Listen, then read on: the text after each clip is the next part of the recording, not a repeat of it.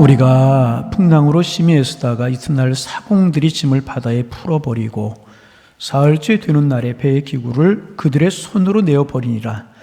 여러 날 동안 해도 별도 보이지 아니하고 큰 풍랑이 그대로 있음에 구원의 여망마저 없어졌더라. 여러 사람이 오래 먹지 못하였음에 바울이 가운데 서서 말하되, 여러분이여 내 말을 듣고 글에 대해서 떠나지 아니하여 이 타격과 손상을 면하였더라면 좋을 뻔하였느니라. 내가 너희를 고난은 이제는 안심하라. 너희 중 아무도 생명에는 아무런 손상이 없겠고 오직 배뿐이리라. 내가 속한 바 곧 내가 섬기는 하나님의 사자가 어젯밤에 내 곁에 서서 말하되, 바울아 두려워하지 말라. 내가 가이사 앞에 서야겠고 또 하나님께서 너와 함께 항해하는 자를 다 내게 주셨다 하였으니 그러므로 여러분이 안심하라. 나는 내게 말씀하신 그들이 되리라고 하나님을 믿노라. 그런즉 우리가 반드시 한 섬에 걸리리라 하더라. 아멘. 오늘도 인사로 시작하려고 합니다. 한 주간 평안하셨습니까? 부디 평안하시고 행복하시기를 바랍니다. 하나님이 우리에게 원하시는 뜻은 행복하게 살아가는 거예요. 세상이 우리의 행복을 빼앗아 가려고 하지만 절대로 빼앗기지 말고 행복을 누리며 살아가는 하나님의 사람들 되기를 소망합니다. 그래서 지난주에는 바울이 고린도에서 핍박을 당했지만 하나님께서 밤중에 바울을 찾아오셔서 바울아 두려워하지 말라. 내가 너와 함께 할 것이다. 이 성에 내가 택한 자가 많음이라 하는 말씀을 들은 사도 바울이 힘을 얻고 고린도에서 피 묻은 예수의 십자가의 복음을 전하고 그 결과 고린도 교회가 아름답게 세워져서 오늘날까지 이루고 있다는 그런 말씀 우리가 나누었어요. 하나님은 바울이 당하는 핍박 가운데서도 고난 중에서도 함께 하셨습니다. 오늘은 바울이 큰 풍랑, 광풍을 만나게 되는데 그 속에서도 바울과 함께 하나님이 함께 하셨습니다. 지금부터 약 1960년경, 1900년쯤에 어느 가을날이었었습니다. 아드라무테호라고 하는 배가 276명의 승객들을 태우고 값진 화물들을 많이 싣고 가이사랴라고 하는 이스라엘의 지중해 연안에 있는 이제 항구에서 출발을 했어요. 그 배는 여러 항구들을 들러서 로마까지 가는 최종 목적지는 로마였었습니다. 사람마다 가슴에 부푼 꿈을 안고 드넓은 바다를 항해하기 시작을 했을 것입니다. 그리고 그 배에 사도 바울도 승선해 있었습니다. 바울이 나는 로마의 시민권을 가지고 있는 사람이기 때문에 나는 황제에게 직접 재판을 받겠다. 이것을 황제 직소라고 이야기를 하는데 사도 바울이 황제 직소를 요청해서 로마로 가서 재판을 받으려고 로마로 가는 그러한 중이었습니다. 그리고 그 배가 루기아라고 하는 곳에 도착을 했을 때 알렉산드리아라고 하는 배로 갈아타게 이제 됩니다. 그런데 여러분, 누구나 다 인생이 순풍에 돛단 듯 편안하게 살아가기를 원하지만 우리의 인생이 그렇지 못한 것처럼 이 배 역시 생각지 못한 큰 난관을 만나게 되었습니다. 유라굴로라고 하는 광풍을 만나게 이제 된 것입니다. 광풍이라고 할 때 여기에 광자는 미칠 광자를 씁니다. 그렇게 풍랑이 심했다는 거예요. 목사님 이름에도 그 광자를 쓰십니까? 아닙니다. 저는 그 광자 절대로 이제 아닙니다. 저는 빛날 광자를 씁니다. 그만 웃어야지 내가 계속 설교를. 얼마나 높고 거센 풍랑이었는지 선원들이 통제하기 어려운 상태에 이르게 되었고 결국은 생명을 건지기 위해서 배에 있는 화물들, 기구들까지 다 바다에 던져야만 했었습니다. 그럼에도 광풍은 가라앉지 아니하고 점점 거세져서 사람들이 여러 날 동안 아무것도 먹지도 마시도 못한 채로 풍랑이 그저 흔드는 대로 배 안에서 이리 둥글고 저리 둥글고 살 소망이 없는 지경에까지 이르게 이제 되게 되었습니다. 여러분, 저는 사도행전 27장의 이 말씀을 읽으면서 마음이 참 답답해지고 아파짐이 느껴왔어요. 왜냐하면 그 배가 처한 어려운 상황이 오늘 대한민국이 처한 상황과 비슷하다 하는 생각이 들었기 때문에 마음이 답답하고 가슴이 점이 오는 것 같은 그러한 마음이 이제 들었습니다. 끝나지 않은 북한 문제, 그래서 핵과 미사일이라고 하는 문제가 우리에게 무거운 짐이 되고 있는 것이 사실 아닙니까? 미국과 중국의 심겨루기로 인해서 그 사이에 껴서 소용돌이를 겪어야만 하는 우리 민족, 거기에서 오는 여러 가지 손실들, 그리고 일본과 우리나라 사이에는 여전히 가라앉지 않는 긴장감이 돌고 이로 인해서 또 우리가 잊게 되는 손해와 어려움 같은 것들, 참 그런 것들이 우리를 힘들게 하는 것 아니겠습니까? 그러면 이렇게 외부로부터 오는 일들이야 어쩔 수 없다고 치더라도 더 마음이 힘든 것은 우리 정치 지도자들의 대응이 갈팡질팡하는 것 같고 여야를 넘나들면서 갈등만 너무 심해지는 것 같은 생각이 들고, 그래서 국론이 4분 5열되고 기업하는 분들이 너무나 힘들어서 기업하기가 어렵다고 이야기를 하고 못 살겠다고 이야기를 하고, 그 속에 청년들은 직장을 구할 수가 없어서 돈을 못 벌고, 돈을 벌지 못하니 결혼을 못하고, 결혼하지 못하니까 자식을 못 낳고, 그래서 인구 절벽의 시대가 되어간다고 이야기를 하고, 그래서 이제 우리 사회에 등장한 단어가 하나가 뭔가 헬조선이라고 하는 단어, 지옥과 같다는 말이에요. 이런 일들이 심심치 않게 나오고 있지 않습니까? 거기에다 코로나라고 하는 질병 때문에 모든 것이 자유롭지 못할 뿐만 아니라 경제적인 어려움이 더 가속화되어 가고 있고, 모든 인간관계와 심지어 신앙생활까지 우리가 하는 대로 이렇게 자유롭지 못하게 만들어버리고 말지 않았습니까? 거기에다가 교회들마다 영적인 동력을 상실한 것이 아닌가. 세속의 물결이 성도들 개개인의 영혼 속으로 파고들어서 무엇이 영적인 것이고 무엇이 신앙인가, 그 가치가 흔들려가고 있고, 동성애와 같은 잘못된 가치관을 바른 가치관으로 인정해야 된다는 이상한 논리가 기독교 신앙에, 우리의 신앙에 도전해오고 있고, 그런 물결들이 교회 안에 넘나든 지 오래가 되어서 거룩한 영적인 가치들이 흔들리고 있는 것이 아닌가. 그래서 이 대한민국이라고 하는 배가 광풍 속으로 들어가고 있는 것이구나, 그런 생각을 하지 아니할 수가 없다는 것입니다. 그런데 더 마음이 아픈 것은 이 광풍이 거의 끝나가는 것이라고 하면 좋으련만, 제 마음속에도 그리고 많은 전문가라고 이야기하는 많은 사람들의 이야기가 이제 시작이다, 이제 시작이다, 그렇게 이야기를 합니다.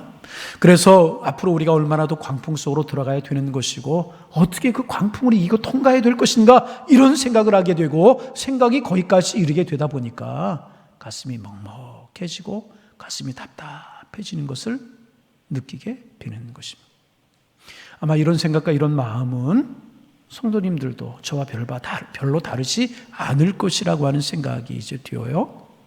그러면 여러분, 광풍을 만난 이유가 무엇이겠습니까? 이 사도 바울이 타고 있었던 알렉산드리오라고 하는 이 배를 생각해 볼까요? 물론 바다에는요 파도도 있고, 파도가 있게 바닷속에 생명들이 순환이 되고 정화된 거라고 하는 사실을 우리가 모르는 것 아니에요. 잘 알고 있어요. 그 풍랑이 많이 일어서 광풍처럼 될 때도 있어요. 그래서 이 풍랑이 자연현상이라고 말할 수도 있을 것이라는 것입니다. 그런데 이 사도 바울 일행이 타고 있었던 배를 생각해 보세요. 배우를 가만히 보면 안 만날 수도 있는 풍랑을 만나는 것이라. 우리가 풍랑을 만나고 삶의 고난을 만나고, 그런데 그 우리가 삶에 만나는 풍랑과 광풍도 보면 그 이유를 들춰보면 이유가 있다.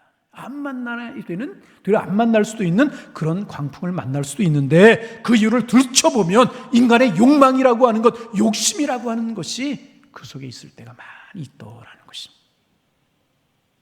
이 사도 바울 일행이 타고 있었던 배가 미항이라고 하는 항구에 도착을 했어요.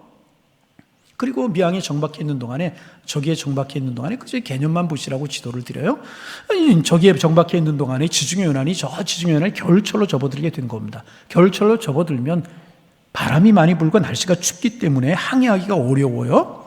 그래서 이제 미항에서 겨울을 나고 따뜻한 봄바람이 불 때쯤 되어 다시 출항하는 것이 정상이었고요.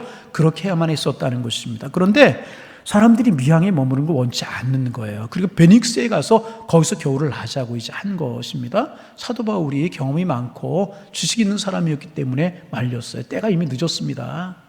항해하기 위태롭습니다. 이 미항에서 겨울을 나고 따뜻한 봄바람이 불 때쯤 되어서 우리가 항해를 하면 좋을 것입니다. 사도 바울이 말렸어요. 그러나 초라한 죄수의 옷을 입고 있는 바울의 말을 사람들이 귀 기울여 들으려고 하지 않았습니다. 바울의 견해는 묵살당했고요. 사람들은 베닉스에 가서 겨울을 나기로 하고 출항을 하게 된 것이란. 그러면 왜 미항에서 겨울을 나지 않고 베닉스까지 가기를 원했던 것인가? 이유 하나예요. 딱 하나. 지금 머물고 있는 미항이 불편하다는 것입니다. 미항은 작은 항이었었어요.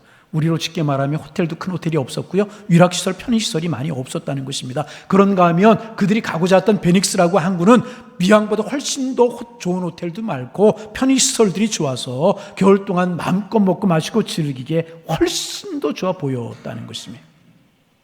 욕망에 이끌려서 무리하게 항해를 하게 되었고, 그들은 광풍에 휘말려서 죽을 고비를 만나게 된 것입니다. 더 좋은 항구에 가서 더 편안히 지내고 싶다라고 하는 욕망이 그 배후에 사로잡고 있었다는 거예요. 욕망이 그들을 광풍 속으로 밀어넣어 버리고 만 것이라는 것입니다. 지금 이 대한민국이라고 하는 배가 광풍 속으로 들어가는 것처럼 느껴지는데, 그 배후도 뜯어놓고 보면 욕망 때문이라는 생각이 들어요. 언제부터인지 우리는 세속적인 욕망의 노예가 되어버리고 말았습니다. 더 많이 가지고, 더 많이 먹고, 더 많이 누리고자 하는 물질 만능주의 욕망이 대한민국을 지금 휩쓸고 있는 것이 아닌가, 그런 생각 우리 하잖아요. 욕망. 그래서 여러분, 그동안 우리가 존중하던 소중한 가치들이 다 땅바닥에 떨어진 것 같은 지가 오래가 되었어요. 예를 들면 품격이라든지 정도를 지키려고 애쓰는 마음이라든지 의리와 신의를 소중하게 여기려고 하는 일들이라든지 법과 양심에 따라 바르게 살려고 애쓴다든지, 혹은 서로 용서하고 서로 화해하는 모습이라든지, 그리고 상대방을 배려하고 존중해주고 그의 말을 귀담아 들으려고 하는 이런 배려, 겸손, 이런 것들이 잘 안 보여요. 우리 사회에서도, 우리 직장에서도, 학교에서도, 심지어는 가정과 교회에서도 좀 이런 것들이 사라져버리고, 그저 여과되지 않은 감정과 감정을 부추기는 욕망들이 정면 충돌을 하면서 우리 사회에 통용되는 언어들조차 왜 그렇게 원초적인 단어들이고 왜 그렇게 저질적인 것인지, 그래서 우리의 밑바닥이 다 나온 것이 아닌가, 밑바닥을 다 드러내고 있는 것이 아닌가, 아픈 마음이 들게 되는 것이라. 그런데 그 모든 것들의 배후를 꼼꼼히 뜯어보면 지나친 욕망이 그 속에 담겨져 있음을 우리는 부인할 수가 없다는 것입니다. 그래서 성경은 욕심이 잉태한 즉 죄를 낳고 죄가 장성한 듯 사망을 가져온다고 말씀하셨는데, 욕심이, 지나친 욕망이 우리를 풍랑 속으로 빠져들게 하고 있다는 사실을 우리는 부인할 수가 없다. 그러면 이런 세상에서 우리 예수 믿는 그리스도인으로 살고 있는데, 예수 믿는 그리스도인으로 살고 있는 우리는 어떻게 해야 될까? 여러분, 우리는요, 좀 품격 있는 그리스도인이 되어야 될 것이라. 품격 있는 그리스도인. 그들과 함께 세속적인 욕망을 따라서 그들의 흐름 속에 들어가서 그들과 함께 흘러가지 말아야 될 것이라. 어떻게 해야 되는가? 성령의 능력 안에서 욕망을 절제하는 능력을 얻어서 그리스도인답게 우리를 세워나갈 수 있어야 될 것이라. 이런 욕망으로부터 우리를 지킬 수 있는 힘은요, 성령님이 주시는 것이라. 여러분, 성령이 주시는 그 은혜 안에서 우리 마음의 욕망의 바람을 잘 다스리고 욕망의 바람을 잘 잠재우며 살아가시게 되시기를 주님의 이름으로 부탁을 드립니다. 우리의 마음속에 있는 욕망의 바람을 먼저 잠재우지 못하면 이것이 광풍이 되어서, 이것이 풍랑이 되어서 우리 인생과 우리의 가정과 우리의 교회와 우리나라를 통째로 삼켜버리게 될지도 모르기에, 먼저 우리는요, 성령의 은혜로 마음에 있는 욕망의 바람부터 잘 잠재울 수 있어야 될 것이라. 성령의 바람. 여러분, 그리고 이 배는 벌써 미항에 도착해 있었어요. 여러분, 꼭 더 좋은 시설이 있는 곳으로, 좋은 호텔이 있는 곳을 찾아서 베닉스까지 가야만 겨울을 알 수 있는 것이 아니었다는 거예요. 미항에서도 얼마든지 겨울을 알 수 있었다는 것입니다. 그러므로 미항에서 감사함으로 겨울을 났어야만 됐었던 것입니다. 하나님, 이 정도면 충분합니다.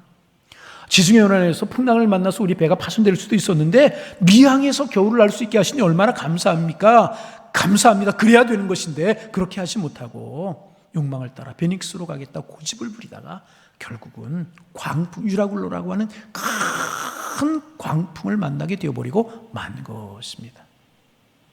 그러면 여러분, 이 배에 276명이 타고 있었다고 그랬어요. 276명, 그들이 광풍을 만나서 풍랑이 치는 대로 배에서 이리 뒹굴고 저리 뒹굴면서 그들이 무슨 생각을 했을까? 세 가지 정도 생각을 했을 것 같아요. 첫째는 후회했을 것 같아요. 후회. 내가 왜 가족들의 만류를 뿌리치고 이 여행을 떠났던가 후회하는 사람이 있었을 테고요. 내가 조금만 일찍 서둘러서 앞에 배를 탔었으면 괜찮았을 때, 아니 내년에 봄에 여행을 떠났더라면 괜찮았을 텐데 후회하는 사람이 있었을 거예요? 그렇지 않습니까? 여러 가지 후회를 했을 것이라. 그런가 하면 원망하고 분노하는 사람도 있었을 거예요. 만약에 그들 중에 노예가 있었다면 우리 주인이 요때 왜 나를 심부름을 보내서 나 이 배에 타게 했는가? 로마에 있는 그 사람이 지금 나를 초청하지 않았더라면 내가 이 배를 타지 않았을 텐데 원망하는 사람이 있었을 거예요. 그런가 하면 무엇보다 선장과 선주를 원망하는 사람도 있었을 것이라는 거예요. 어떻게 선장이 선주가 바다의 상황도 제대로 파악하지 못하는가? 우리는 걷다 치고 저들을 많이 이 중에는 왕래하는 사람인데 어떻게 상황을 제대로 파악하지 못해서 우리를 다 죽음으로 몰아넣으려고 하는가? 분노하고 원망하는 사람들도 있었을 것이라는 거예요. 그런가 하면 백부장과 선주가 선주도 후회하지 않았겠습니까? 저 바울이라고 하는 사람 죄수이기는 하지만 보통 사람이 아니라고 하던데 저 사람 무슨 파렴치범이나 흉악범이 아니고 저 사람은 새로운 가르침을 외친 것뿐이 없다고 하던데, 그리고 저 사람 굉장히 유식한 유명한 학자에게 배운 박학다식한 사람이라고 하던데 우리가 저 사람의 말을 듣고 출발하지 말아서 했었어. 그러면서 바울의 말을 듣지 않은 것을 깊이 후회하지 않았겠습니까?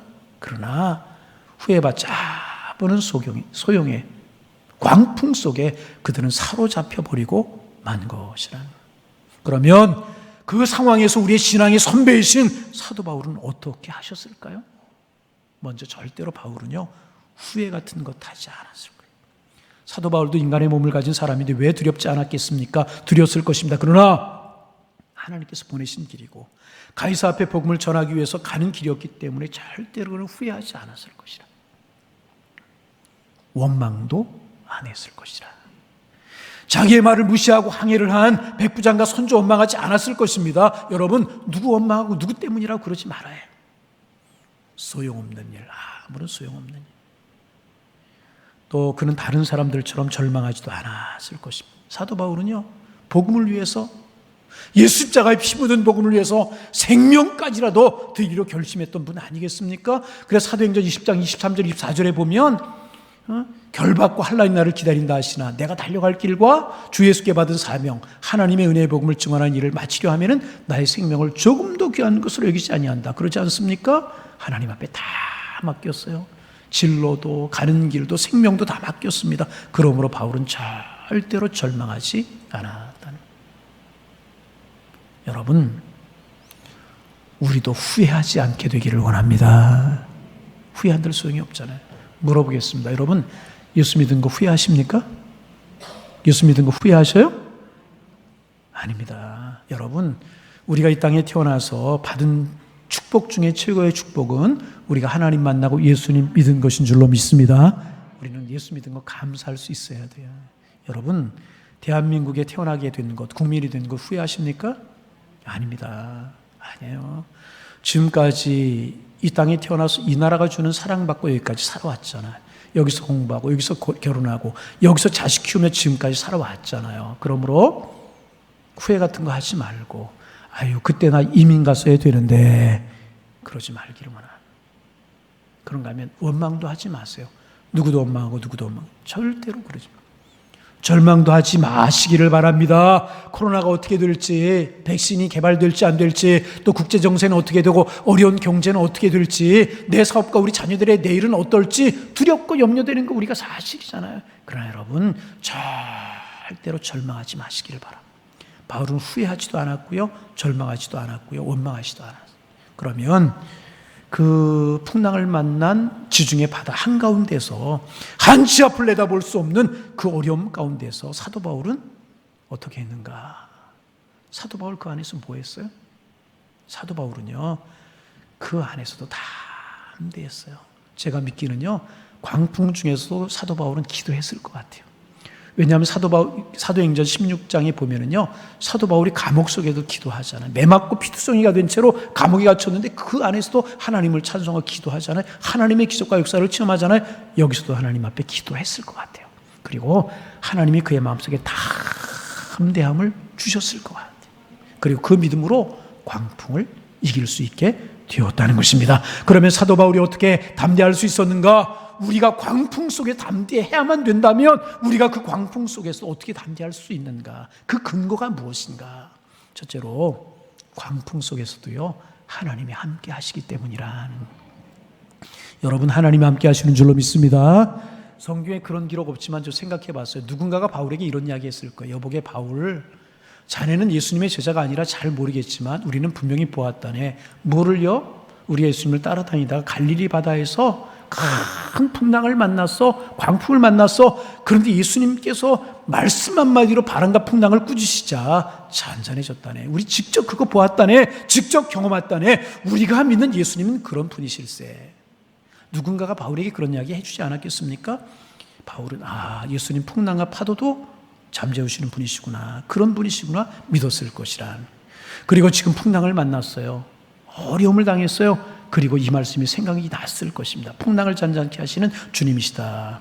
그리고 기도하지 않았겠습니까? 제자들이 갈릴리 바다에서 풍랑을 만나고 위기를 만날 때 그 광풍을 잔잔케 하신 주님, 그 주님 지금도 여전히 이 자리에 살아계신 줄로 저는 믿습니다. 이 풍랑 가운데에서 건져주시고 우리로 하여금 노마에 가게 하시고 나로 하여금 황제 앞에서 복음을 전할 수 있는 기회를 허락하여 주옵소서. 그렇게 기도하지 않았겠습니까?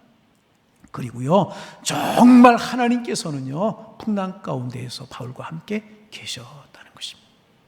사람들이 이리 굴고 저리 굴면서 죽는다고 아우성을 칠 때 하나님께서 바울 곁에 계셨고요, 그를 위로하셨고 그에게 말씀해 주셨다. 23절 24절이 그 말씀인데요, 그 말씀 같이 한번 소리 내서 읽어볼까요? 읽습니다. 내가 속한 바 곧 내가 섬기는 하나님의 사자가 어젯밤에 내 곁에 서서 말하되 바울아 두려워하지 말라. 내가 가이사 앞에 서야겠고 또 하나님께서 너와 함께 항해하는 자를 다 내게 주셨다 하였으니. 하나님께서 그 배에서 바울에게 함께 하셨어요. 그리고 말씀하세요. 바울아 두려워하지 말라. 내가 가이사 앞에 설 것이다. 내가 로마로 가게 될 것이라는 것입니다. 하나님께서 너와 함께 항해하는 자를 다 너에게 주었으니 두려워하지 말라. 여러분, 바울에게 이 말씀 들려주신 주님, 우리 양일교회 성도들을 향하여서 말씀하실 줄로 믿습니다. 양일교회 성도들이여 두려워하지 말라. 내가 너희와 함께 할 것이다. 내가 너에게 준 사명이 있지 않느냐. 다른 사람들까지 살게 할 것이다. 그 밤에, 아비규환의 그 밤에서도, 밤중에 광풍이는 그 밤중에도 하나님께서는 바울과 함께 해주셨다는 것입니다. 여러분, 저는 믿습니다. 여러분도 믿게 되기를 소망합니다. 그 바울과 함께 하셨던 하나님, 우리와 함께 하실 줄로 믿습니다. 그래서 저에게 이런 기도가 생겼어요. 하나님, 이 광풍 만났는데 광풍 속에서 믿음이 회복되게 하옵소서. 하나님 다시 만나게 하여 주옵소서. 나태하고 게으러졌는데 더 어려워지고 더 살기 힘들고 더 위협을 느끼고 어려움을 느낄수록 우리가 하나님 앞에 매달리기를 소망합니다. 하나님 믿음 허락하여 주옵소서. 기도가 생겼다. 2001년이죠. 미국에서 9.11 테러가 일어났잖아요. 그 자랑하던 빌딩이 무너지고 많은 사람들이 죽고, 그 어려움 중에서 많은 사람들이 예배당을 찾았다고 그러잖아요. 교회에 몰려왔다고 그러잖아요. 여러분, 지금 우리가 만난 풍랑으로 인하여 한국교회가 더 깨끗해지는 교회, 우리가 하나님을 만나는 기회, 오히려 축복의 때가, 부흥의 때가 오리라, 이런 기대를 우리가 가져야 될 것이라. 그래서 사도 바울은요, 풍랑 중에도 담대할 수가 있었던 것이라. 두 번째, 광풍 중에도 우리가 두려워하지 말아야 될 이유는 이 풍랑을 통과하다 보면 우리가 존귀해지기 때문에 그렇다는. 여러분, 광풍을 만나기 전에 선장과 선주 백부장, 이런 사람들이 바울을 무시했잖아요.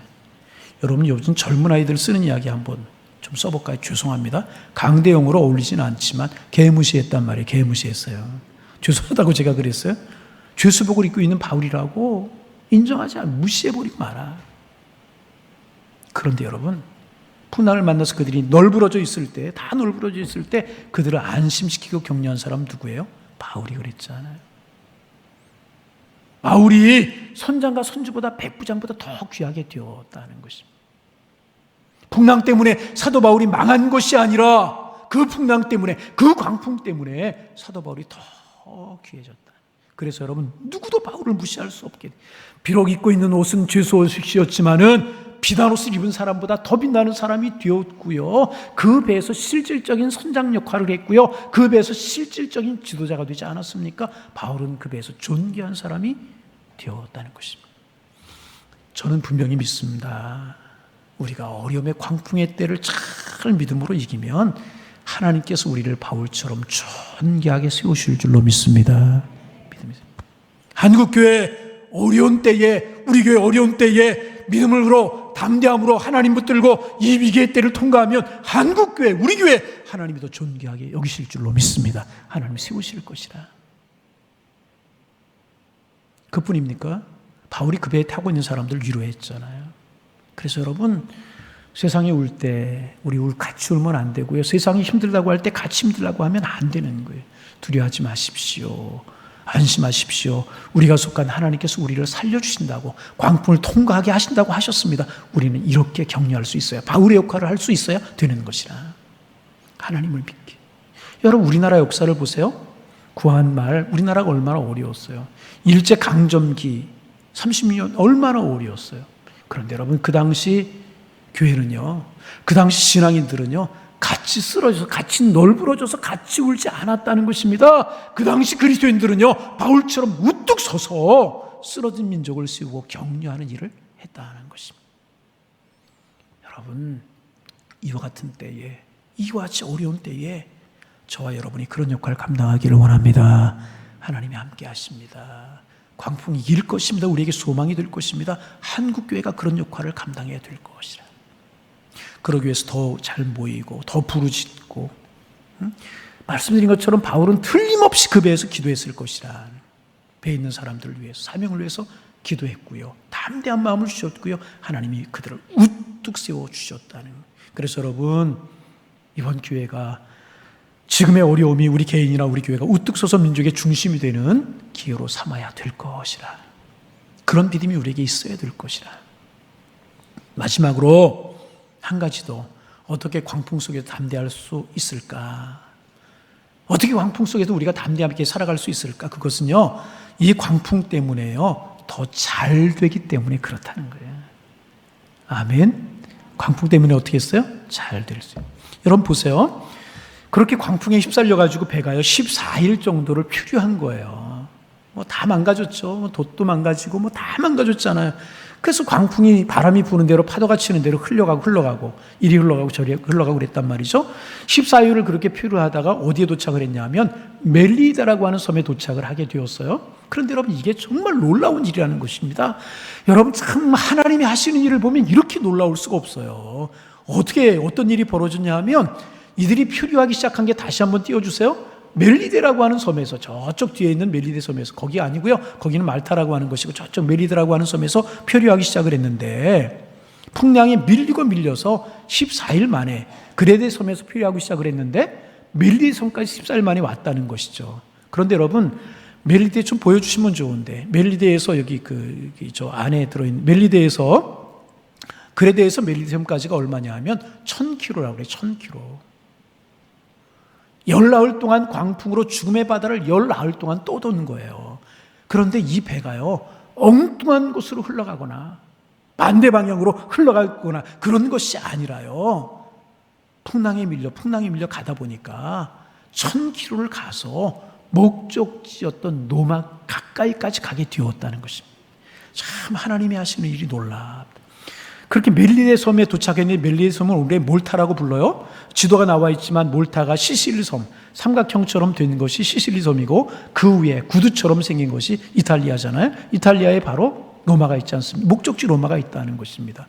밀리고 갔는데, 광풍이 밀려서 가다 보니까 하나님께서 바울을 목적지까지, 그 배를 목적지까지 인도했다는 것입니다. 그래서 여러분, 하나님의 사람들 믿어야 됩니다. 그 시간이 호송세월의 기간이 아니었고요, 광풍 때문에 오히려 목적지까지 빨리 가고 잘 갈 수 있게 되었다는 것입니다. 여러분, 하나님이 하신 일이 얼마나 놀랍습니까? 여러분, 우리도 마찬가지. 하나님께서는 시련의 바람을 통해서 우리도 축복의 길로 우리를 인도해 가실 줄로 믿습니다. 몇 년 전에 지방에 있는 한 교회에서, 교회가 아주 오래된 교회였기 때문에 리모델링 공사를 했대요. 리모델링 공사를 많이 진행을 했는데 그만 공사를 하다가 천장에서 전기가 누전이 됐는지 화재가 난 거예요. 화재가. 그래서 뭐라고 표현해야 돼? 전소가 됐어요. 완전히 예배당이 잿더미가 됐어요. 조금 오늘 이상한 표현들 자꾸 나오면 홀랑 타버렸어요. 홀랑. 예배당이.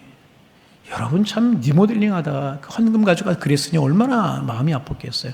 성도들이 잿더미 예배당 터에 와가지고 울면서 하나님 앞에 기도했대. 하나님 어떻게 해요? 이제 우리 어디서 예배 드려요? 우리 어떻게 하면 좋아요? 그렇게 기도했다는. 그런데 여러분 그 교회가 어떻게 됐는 줄 아세요? 그 지역사회에 우뚝대는 중심교회로 섰다는 것입니다. 손가락이 꼽는 교회가 됐다는 것입니다. 크게 부흥했어요. 어떻게? 잿더미가 된 그곳에 리모델링이 아니라 새 예배당을 하나님이 허락해 주셨다는.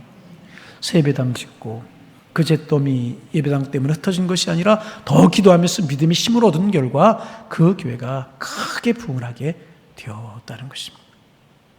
광풍처럼 화재가 일어났지만 그것이 축복의 부흥의 바람으로 바뀌게 되니까 그 교회가 얼마나 부흥을 하고 얼마나 주님이 원하시는 교회가 되었는지.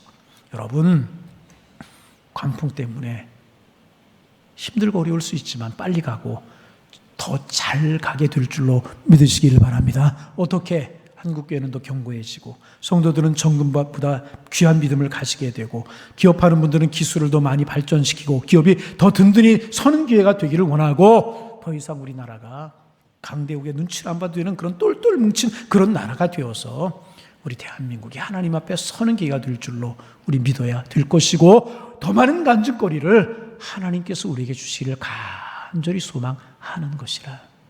어떻게 가능할까? 대답은 하나. 광풍 속에서 우리와 함께 하시는 주님을 믿는 것이라 하는 거예요. 기도하는 거예요.